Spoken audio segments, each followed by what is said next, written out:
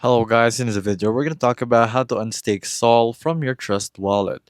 So here we have our Trust wallet blog and it shows here how to unstake Sol in Trust wallet. So if you have staken your Sol in Trust wallet basically, so this will work on any Trust wallet basically in your desktop or your phone. So it's easy to unstake. So to unstake you'll have to navigate to the earn section. I cannot show you personally because I'm not staken in it, and if it's not stake, it's not gonna show up. So basically right here is how it would look like basically. So you will choose your provider and then it's gonna show the APR.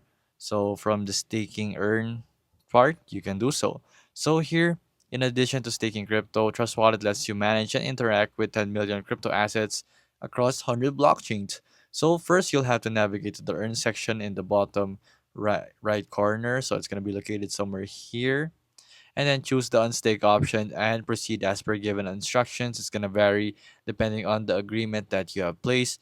And remember, the stake funds become available post the current epoch, usually lasting around 4 days. So you're not going to get it instantly. As you can see right here, there's an epoch that ends in certain days right there, as you saw.